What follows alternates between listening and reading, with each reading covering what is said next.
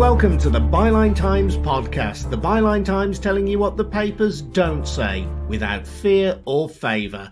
My name's Adrian Goldberg. This week, the war on the woke. Never mind dealing with the pandemic or the economy, ministers are taking an extraordinary interest in what we say and hear. There are plans, for example, to create a free speech champion to end what it calls cancel culture on campus. Universities, colleges and student unions who ban what they regard as hate speakers could be fined. Bylines Times journalist Nafeez Ahmed has been investigating what really lies behind the idea. What concerns me is that the free speech champion idea is really motivated by these concerns, which are about controlling and shutting down radical thinking outside the box, thinking which challenges power, challenges these existing institutions, challenges white nationalism and white supremacism. And although the government says it's opposed to cancel culture, we'll hear from an academic whose project tracing the links between National Trust buildings and British colonialism has been cancelled. It's sort of Orwellian, isn't it, really? It's a reversal. It's taking terms like academic freedom and then curtailing it through intimidatory tactics and then saying that we need freedom of speech. You couldn't really make it up. Plus something that has been not made up, but certainly exaggerated, the threat from Muslim grooming gangs. Have groups of men from predominantly South Asian backgrounds exploited vulnerable girls? Yes, certainly. Does that tell the whole story of child sex abuse in Britain? Far from it, but it's a narrative loyally upheld by numerous newspaper editors and one which unites Home Secretary Priti Patel with groups on the far right. This isn't about caring about victims. This is sort of asserting ownership and seeing sexual violence as the threat from the other coming to take away from us. And in doing that, it erases so many victims. I mean, it is, quite frankly, I think it's deeply offensive to victims and survivors of child sexual abuse. All that to come. First, just some gentle encouragement for you to subscribe to our monthly paper, The Byline Times. We don't have the financial backing of any media mogul or corporate sponsors, nor, frankly, do we want them. Instead, we prefer to rely on people like you. A subscription to our monthly newspaper, The Bylines Times, costs just £36 a year. And as well as getting the paper, you'll be helping to fund our website, Byline TV, and this podcast. You'll find more details on how to subscribe at bylinetimes.com. That's bylinetimes.com. And if you've already taken out a subscription, thank you.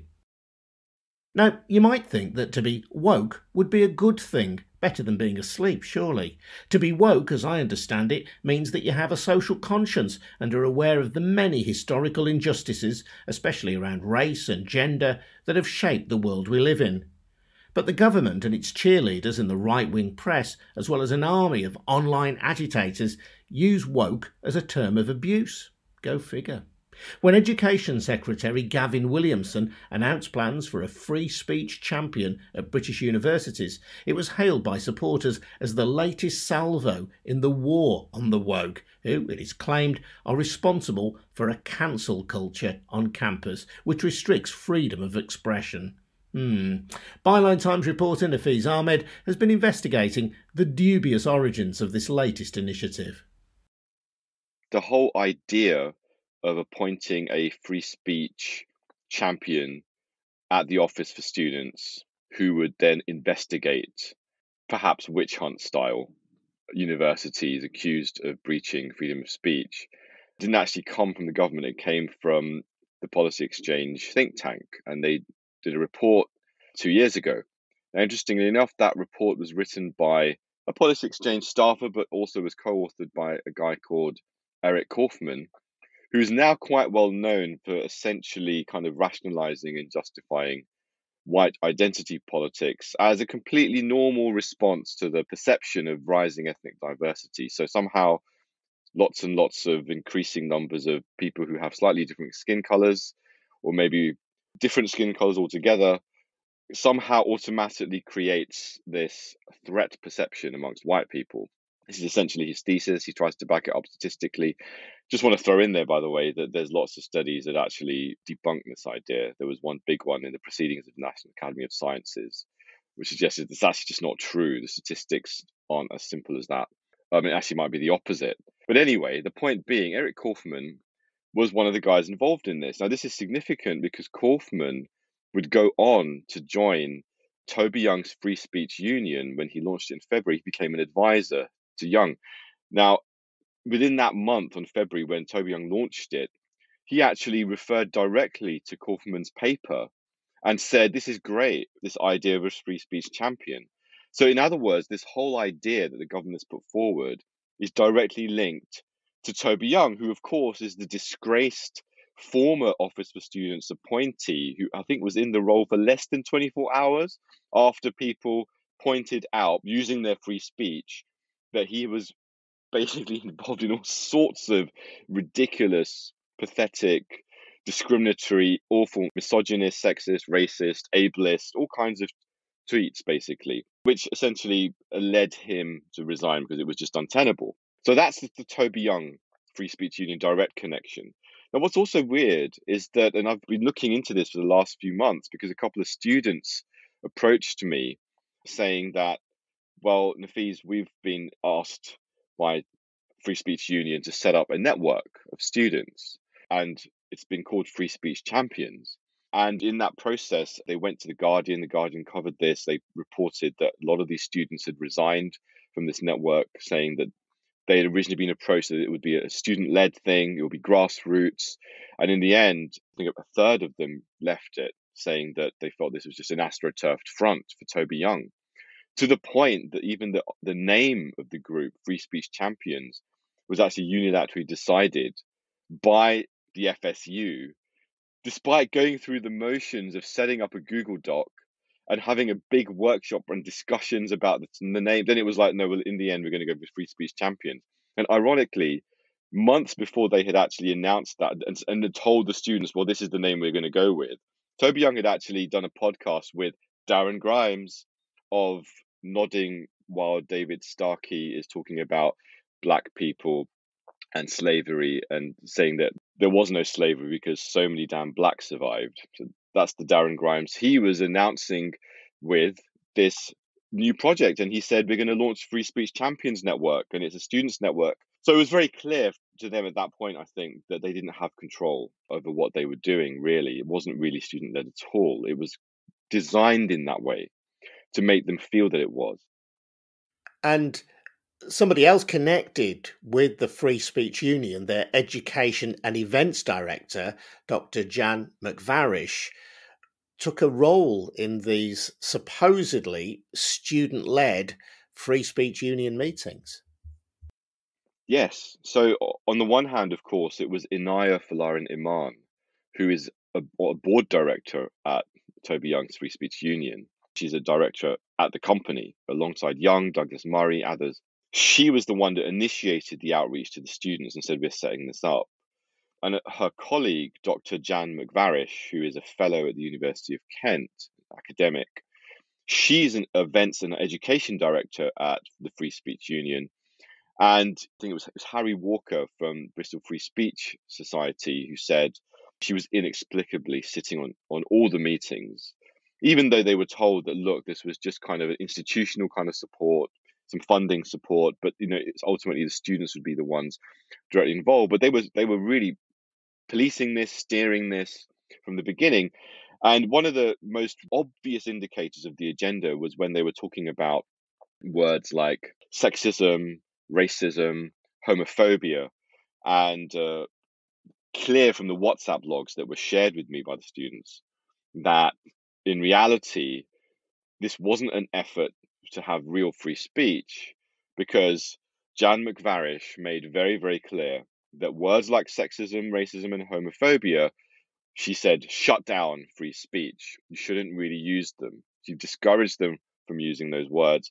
And she said, these are phobia words that are based on this idea there's an irrational fear. And she actually said, there's nothing irrational about someone who might express homophobia. There's nothing irrational about that at all. Which is bizarre. I mean, the whole thing's bizarre. I mean, the whole conversation is bizarre. I mean, what's the parameters for this conversation? I don't get it. But it's clear. I mean, the students were being encouraged to define free speech in a way which excluded certain types of speech. And if they insisted on that kind of speech, then they were shut down. And that's actually what the students described. So there was a letter that I think 6 or 7 of the students sent, I can't remember the exact number, towards the end of the process. And they said, look, we've come to the conclusion, we really support the idea of free speech, but we can't be involved because what we've seen is this consistent shutting down of us whenever we're talking about those kinds of issues. We're kind of discouraged and we're just essentially not heard at all. We're not allowed to question the parameters of how free speech should be defined as the Free Speech Union have defined it. The moment we question it, we're shut down and we're ridiculed and the conversation doesn't go anywhere, which is extraordinary because this is supposed to be about the robust exchange of ideas, right? So we have Toby Young, who is associated professionally in the past with people who have argued that black people have a lower IQ than white people. You've got Kaufman, who's been involved in an intellectual version of white identity politics. And you have Jan McVarish attempting to set the parameters for what is and isn't acceptable free speech. And you have the free speech champion name coming from this group. What do you think this tells us about the free speech champion that Gavin Williamson has introduced? It seems really clear to me that this is an effort. It's almost like, I use the term an alt-right pincer movement. It seems that this idea has been in the making for a while. It's an effort to control the discourse at universities. Universities are clearly seen as a threat to the government's kind of control of the discourse. And I think they're very concerned by the fact that they are losing credibility.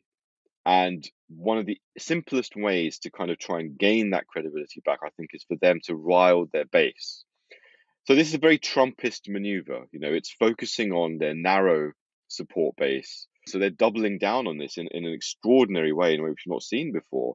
And what concerns me is that the free speech champion idea is really motivated by these concerns, which are about controlling and shutting down radical thinking outside the box, thinking which challenges power, challenges these existing institutions, challenges white nationalism and white supremacism.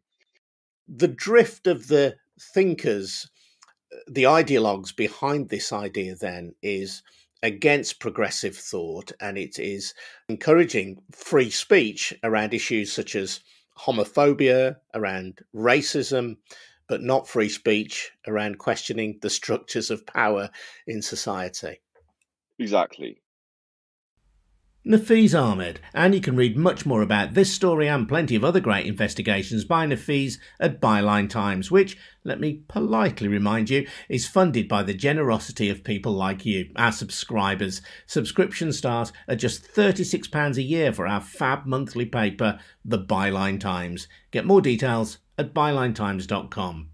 Now, the same politicians and newspapers who've become fierce advocates of free speech on campus seem less enamoured of it when historians turn up uncomfortable truths about the British Empire, as Leicester University academic Corinne Fowler discovered to her cost. Corinne faced the full wrath of the right-wing media after a group of Conservative MPs complained about a lottery-funded education project she was running, exploring the links between National Trust properties and colonialism. She has since been falsely accused of saying that gardening is racist and, rather less comically, has faced serious threats to her safety. Alongside her, Bylines Times editor Hardeep Matharu, who has written about Britain's failure to deal with the legacy of empire. First, though, Corinne, on how an unassuming historian from the Midlands came to be seen as public enemy number one. Well, I've got a small project called Colonial Countryside, and as part of that, I ended up being seconded to the National Trust and working on a report on country houses' connections to the East India Company and to Caribbean and to transatlantic slavery. And the initial response to that report was fairly positive. But then there was a group of 56 MPs who called themselves the Common Sense Group, which was formed in the summer, and they declared a culture war. And they focused in on this National Trust report. So there were speeches in Parliament, there were 2 parliamentary debates about the National Trust. And then eventually there was a challenge or a potential challenge from the Charity Commission saying that the National Trust had breached its remit by researching its own properties, even though it's a research organisation, it's an independent research organisation. And so what happened gradually, the attacks focused in more and more on me and my projects and my team of researchers on colonial countryside. And so there have been about 135 newspaper articles about my projects, my work, the National Trust work that I collaborated on. And the reports, a lot of them are inaccurate, didn't give me a right of reply, or any of my historians published our photographs without a permission from Facebook. Our intellectual heft was questioned. We got called one-sided and woke. They then focused in on my book, which happened to come out in December, and falsely reported that I said gardening was racist. And that generated about 300 abusive comments and emails. So you can imagine the volume of it after so many articles. And the worst of it was that the Daily Mail, the Times and the Spectator, all on the same day, accused us of being politically partial academics, as if we were being political by investigating our 400 years of colonial history, which was in any case our specialism. We're just doing our job. What was it about your research that these MPs and newspapers found offensive? They said that we were denigrating British history and that our work was one-sided and obsessed with colonialism. But our point was that we're just researching our area of expertise. And if new discoveries have found that a lot of country houses have strong connections to empire, that's then relevant to their history. So, for example, if Penrhyn Castle was built with money from Jamaica sugar plantations and the local quarry too, which belonged to the family, then that ought to be integral to the historical account of that site, simply because it's relevant, not because we're on any political crusade. So if there are National Trust properties that are linked in some way to colonialism, then it's part of the story of that property. And your job was just to research that and then help the public understand that. That's right. So we were just simply providing more information about country houses' connections to the rest of the world, which is an activity which is about providing information which may be of interest to visitors. What other connections with colonialism did you discover? I was working with a team of historians from the Legacies of British Slave Ownership project, some of them, and some from an East India Company project, at home project. And they had found that, for example, Basildon Park was built by a man who made a fortune with the East India Company and then returned and built the grounds, brought back an Indian servant, and that Indian servant married a local woman. The record shows some National Trust volunteers looked into that. So there's that. And then on the other side, there's places like Speke Hall, which was only ever owned by 2 families, both of which had an involvement with slave trading, and the second owner having an involvement with every single aspect of the slavery business. So that seems to me quite important to say, if that's integral to the history of the house. And that was the idea, that we were providing good quality information, working with children to get their views on those sites and what it meant to them and what the history meant to them, and also commissioning artists to bring those histories to life in ways that would get away from that dry, convoluted story that might not be interesting to visitors unless you really humanise those stories and put the life back into them. Did you expect anything like the backlash that you experienced? No, I mean, my project was considered a really charming education and arts project for 2 years and was reported on multiple times really favourably because people found it sort of enchanting. Because I was working with quite young children, they were getting really passionate about history, having children's conferences, talking to heritage professionals and so on. But then it took a bit of a toxic turn around the summer with these protests about statues when we suddenly started asking kind of more urgent questions about which people do we honour in our public spaces, what should we do about it? And there's no agreement about that amongst historians. It's a complicated question and it's something that historians can help with, most definitely. But no, I certainly didn't expect the ferocity of it. I didn't expect to be public enemy number one to 56 common sense MPs. And Hardeep, we've commented before on the Byline Times podcast about the great ignorance there is out there amongst the British people, and I include myself in that, about empire. Yeah, absolutely. I mean, there's definitely an imperial amnesia when it comes to Britain's colonial past. I mean, I think what's happening now is very much the weaponization of that history as part of this wider anti-woke crusade that the government is actually leading on. So, we've seen attacks on journalists. Then we've seen attacks on what the Home Office call activist lawyers. And now we're seeing attacks on historians who are apparently rewriting history just because they're trying to present a more factually accurate record of this nation's past. And that is increasingly becoming very concerning when, people like Corinne talk about the fact that they've had to go to the police over threats that they've received just for doing their job. And, I first met Corinne about a year and a half ago. I accompanied her on one of her visits as part of the Colonial Countryside Project, where she took some school children in London to a local historic house. And they had half a day there exploring the sort of colonial history of it. And there was no brainwashing involved. It was a school trip like any other. It wasn't that the kids were being told things that weren't true or myths. They were just being told the facts. They were very excited, I would say highly motivated. It was a very normal thing to be doing.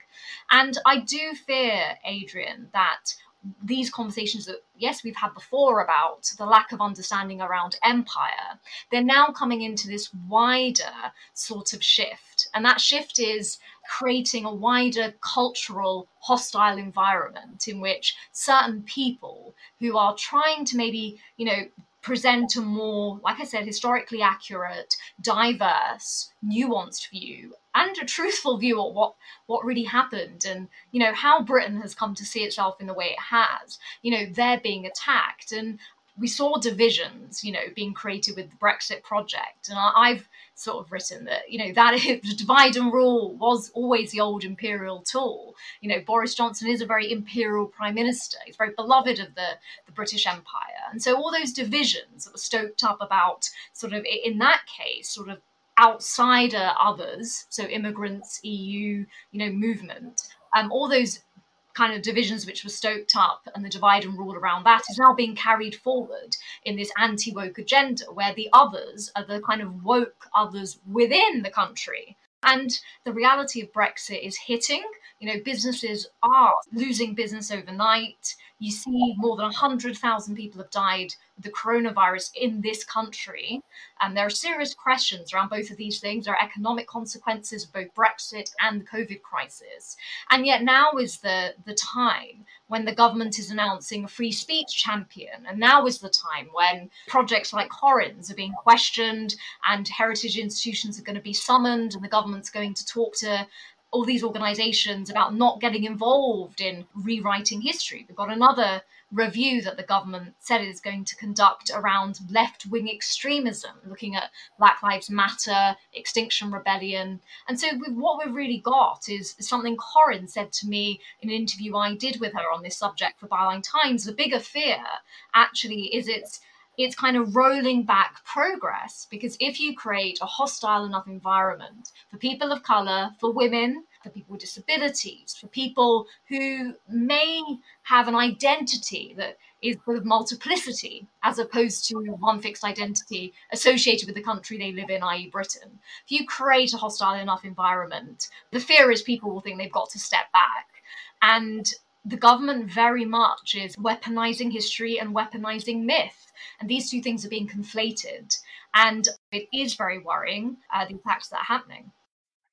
Older listeners may remember when Greece was the word. Now woke is the word, isn't it? We've got Robert Jenrick, the Housing, Communities and Local Government Secretary, writing in the Telegraph, "We will save our history from woke militants." We've got Andrew Neil talking about the launch of his forthcoming GB News channel, saying he's launching it because he thinks the direction of news debate in Britain is increasingly woke and out of touch. What do you think they mean by woke?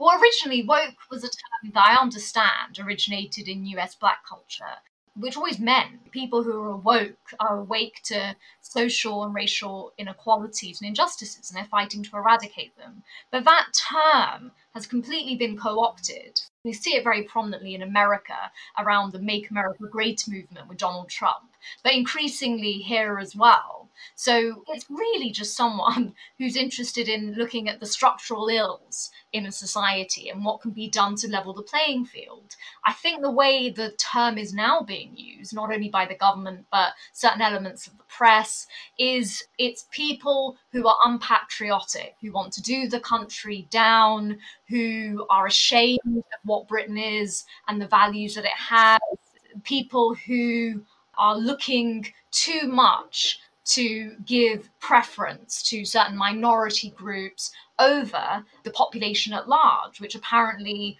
has become oppressed because other minority groups have been making gains. So I think what it's come to symbolize is almost the enemy within. That's the message, that we have certain people within our own society that are not getting on board with supporting Britain and what we are and what we should keep being. And that's very far from the original term, which was a very specific reference to justice issues, essentially.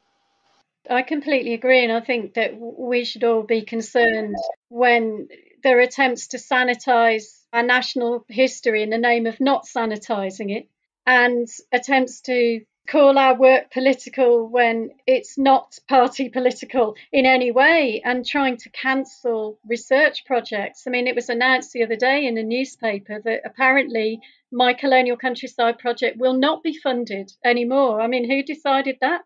And also, it's really worrying when these terms are used to dismiss people straight away and to stop people from listening to anything that anybody else has to say, and sort of scare us all away from producing new types of projects in this vein in the name of quashing cancel culture. I mean, it's sort of Orwellian, isn't it, really? It's a reversal. It's taking terms like academic freedom and then curtailing it through intimidatory tactics and then saying that we need freedom of speech. You couldn't really make it up. Yeah, the government has announced this freedom champion to stop cancel culture on campus, but you, as an academic doing your job, appear to be being cancelled. Yeah, I mean, I think I know a few things about being cancelled with all the intimidation I've had since September 2020 on a weekly and mostly at weekend sort of basis. It's just got worse and worse, and I definitely don't think that one side has got the monopoly on cancel culture, and we need to all stop it. We need to respect one another, to listen to what each other has to say with open minds, and then we can have a really stimulating, enriching conversation across cultures, across generations, and across all these political divides. But you have been threatened to the extent that you've had to go to the police. Yeah, I've got a growing number of crime reports, and I just don't think that a civilized society behaves in this way.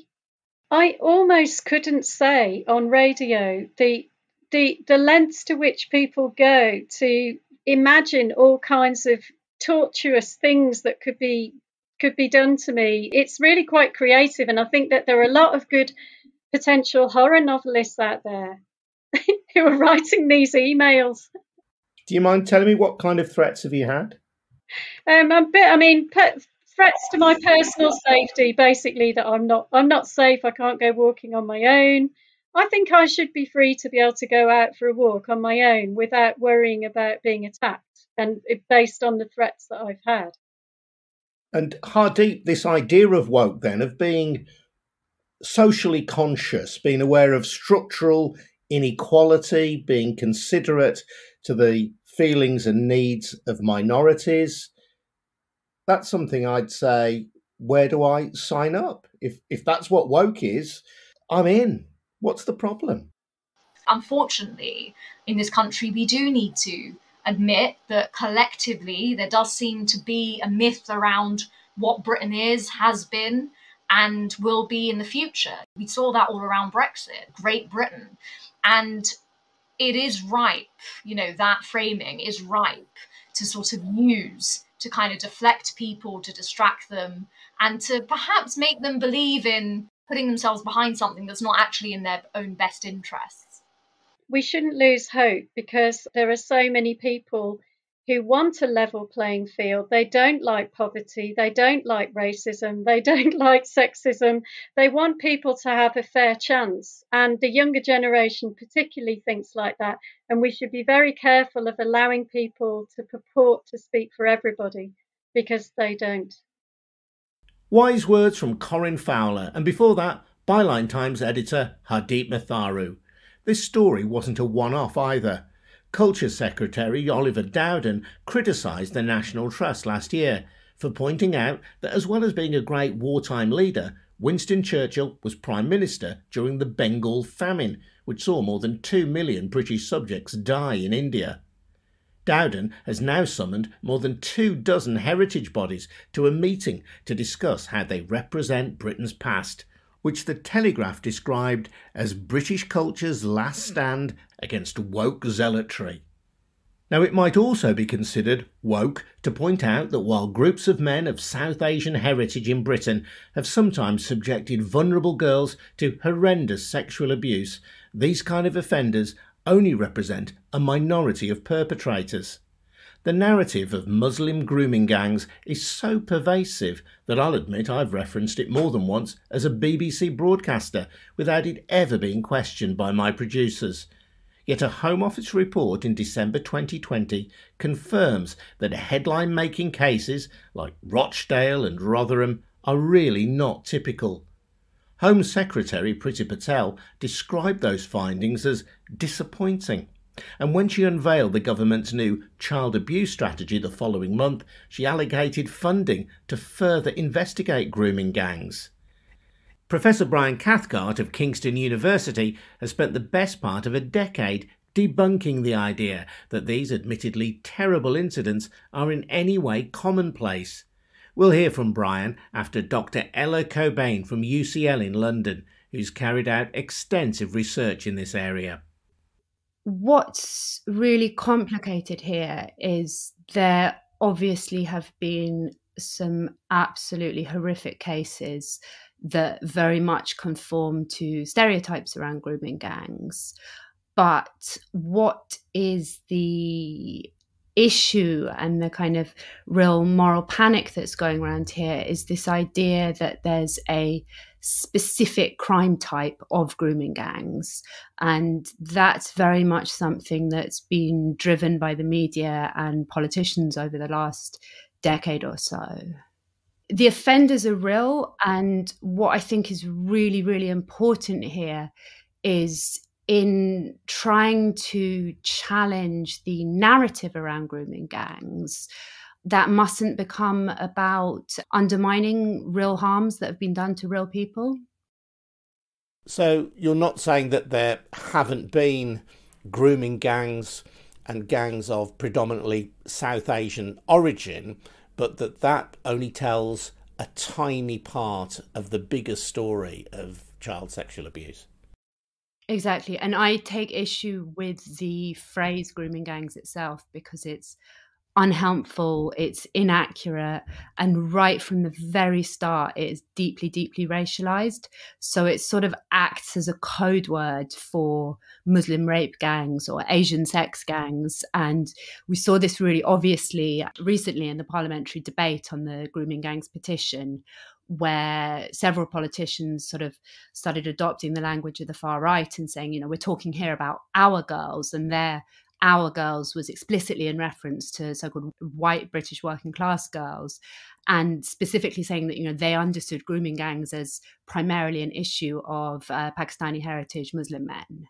So it's right from the start, this issue has kind of been constructed around what seems to be a sort of predetermined racial crime threat. It's a difficult and nuanced argument then, isn't it? Because there will be people listening to this and saying that, look, there really have been gangs. Some members of those gangs have been of South Asian origin, and some of them have been Muslim. You're not saying that those specific instances haven't happened or don't exist. No, exactly. And what I'm saying is right from the start, from when Andrew Norfolk launched this in the Times and claimed there was, a tidal wave of offending sweeping the nation, and characterised it as this new racial crime threat of what he called on-street grooming, the numbers that are held up to support this narrative are very, very small in the context of the broader problem of child sexual abuse, which genuinely is epidemic in this country and elsewhere. So, what we have is several very high profile, very nasty cases that conform to the stereotypes. And of course they deserve attention, but they should not be allowed to attract this sort of disproportionate focus that takes attention away from the fact that actually child sexual abuse occurs on a huge scale, affects a really wide range of victims, and involves a really wide range of offenders. So if I can just give you some statistics just for the sake of context, in 2019-20, the police recorded almost 75,000 child sex offences. And Full Fact did some good digging on this and found that in 2015, 6,500 people were prosecuted for child sex offences. Yet the numbers that are held up as the sort of supposed statistical proof of the grooming gangs narrative are 56 offenders that the Times looked at over a period of 14 years, or 264 offenders that the Quilliam Foundation looked at over a period of 12 years. So you can see how it's like really, really quite a tiny, tiny proportion of a much, much bigger issue. And I think that's what makes this really a sort of quintessential moral panic. What do we know about the ethnicity of people who abuse children, traffic children for abuse? I mean, the vast majority of child sex offenders in this country are white, which makes sense given that it's a majority white country. Again, Full Fact did some digging on this, and they found that Asian people were not overrepresented among people prosecuted for sexual offences in general or child sexual offences in particular. And I know that the pushback one often gets in this area, particularly from the far right, is, but Asian, it's such a big category, and we're not talking about Chinese people, we're talking about Pakistanis. And, this is a Muslim problem. But the issue is, again, the numbers are very small, and also religion isn't something that data is collected on for crime data. The vast majority of child sexual abuse happens in the home, and it's overwhelmingly perpetrated by someone close to the victim, so a family member, a friend, or someone in a position of authority like a teacher.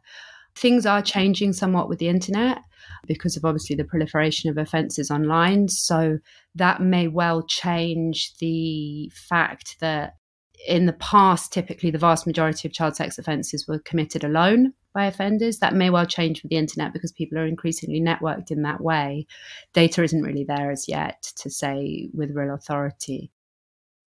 Brian, you believe that what Ella describes as a moral panic around so-called grooming gangs originates with an article in the Times newspaper written in 2011 by the award-winning journalist Andrew Norfolk. Tell me more about that. This is an article that appeared under the headline Conspiracy of Silence on the front page, and it purported to be a substantial investigation which had combed through essentially newspaper and court records over, I think, a period of 14 years, and had found a number of cases of these group activities involving mostly Muslim men, mostly men of Pakistani background. And it asserted that the public had simply not been told about this, partly because the investigating authorities did not want to be accused of racism. So there was this conspiracy of silence, and actually that some of the cases were not pursued properly, as indeed proved to be the case, but we'll come back to that. And that the whole thing was a kind of trapped in a frame of political correctness, so that the society was paralyzed and prevented from addressing this racialized sex threat to white women, to young white girls. This is the origin of grooming gangs. He didn't use the term grooming gangs, he talked about on-street grooming. Now, essentially, this was an exercise in cherry-picking. He found a kind of crime which he believed was new and specific, and then he looked for other crimes like it. Then he defined this as a problem and pitched it, as it were, to the public on the front page of the Times. Now, the problem with this was, as you've heard, this kind of crime was a drop in the ocean. Over 14 years, looking at the kind of conviction rates that Ella has been talking about, there are tens of thousands of crimes like this, very possibly hundreds of thousands of crimes like this, certainly tens of thousands of convictions, hundreds of thousands of crimes. The idea that 56 men might constitute a threat is not realistic.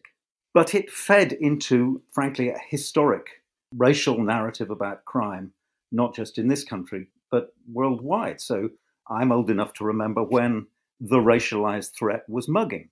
Black men were supposed to conduct a particular kind of crime in the street, and this was a big problem. And this myth supported stop and search, the sus law and the stop and search laws that we still have today. And it's similar as well to the blood libel that used to be leveled against Jews. Indeed, it still sometimes is leveled against Jews by fanatics.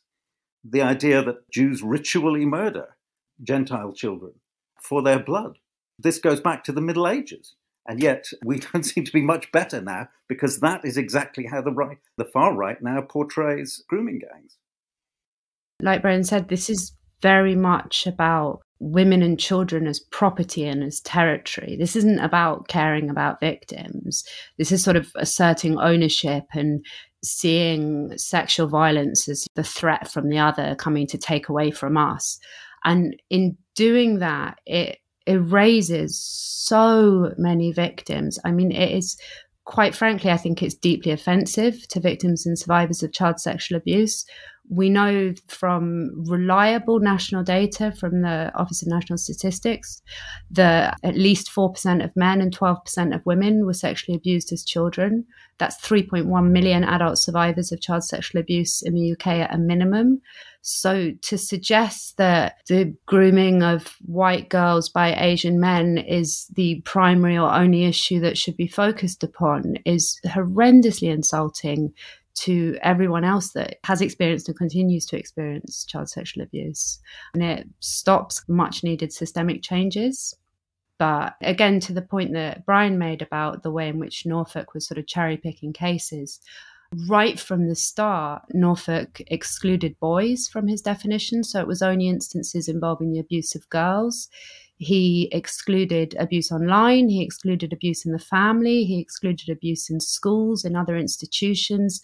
And that kind of really narrow focus that's never been properly explained or justified has really kind of persisted over the last decade and shaped various kind of national inquiries and other pieces of research in this area, right up to the Home Office's so-called grooming gangs report that came out in December.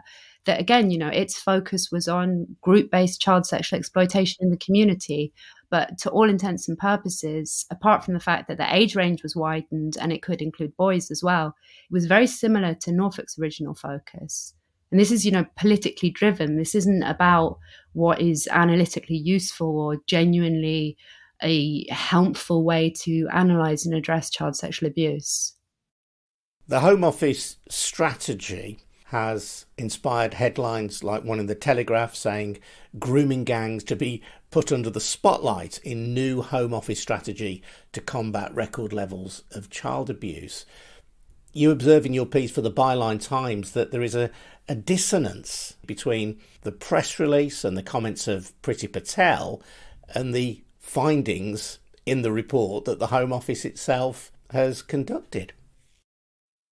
Massively so. I mean, that Telegraph headline very much, I think, gives the impression that the record levels of abuse are stemming from so-called grooming gangs. Whereas if you actually look inside the strategy, the record levels of abuse are attributed to online abuse and increased risk within the home because of COVID. It's that kind of sneaky sort of weaselish framing that pushes the reader to think this is much more of a problem than it is. But also, to be fair, grooming gangs were singled out in the strategy, which in itself is very concerning. I mean, this is the first national strategy there's been for England and Wales focusing on child sexual abuse in its entirety, despite the fact that this issue has been designated as a national threat since 2015. Now, in many ways, it's good because it covers all different forms of child sexual abuse. But then for some reason, which I assume must be political, so-called grooming gangs are singled out for several pages of attention, and specific measures are proposed for this issue that aren't set out for other issues, like, for example, racial profiling, specific ring-fence funding for investigations into so-called grooming gangs, which, again, that's the only offline child sexual abuse in the UK that this kind of investigative funding has been allocated for. So there's a real risk of kind of really institutionalizing racism in responses because of this. In some cases where victims had been abused, their allegations had not been taken seriously or their cases had not been processed properly. And that is sometimes attributed to political correctness on the part of local authorities, on the part of police. Do you think that there is any justification for that claim? I'm sure there is. I have no doubt there is. What you've got to do is fit it into the bigger picture, which is the total scale of this problem. So, yes, there have been appalling crimes. Yes, some of them have not been properly investigated, and it's perfectly possible, indeed, in my view, likely, that some people didn't investigate them properly or didn't act properly because they were confused about what their obligations were because of a race issue. But you have to pause there and say that the overwhelming majority of child sexual exploitation cases are never even reported. This is a seriously underreported area, and where they are reported, the disparity between the number of convictions and the number of offences tells you something. It's 1/10.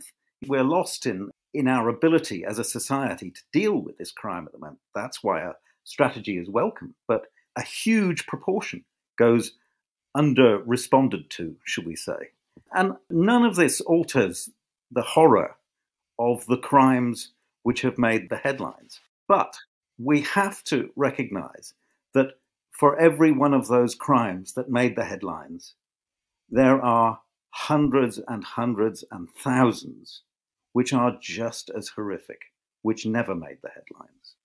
I agree with Brian. I think it's entirely possible that in certain instances, misplaced fears of political correctness potentially played a role. But the idea that that in itself explains inadequate responses to so-called grooming gangs is completely nonsensical, because this has been the hot topic for the last 10 years. There's been a history of over-policing ethnic minority communities.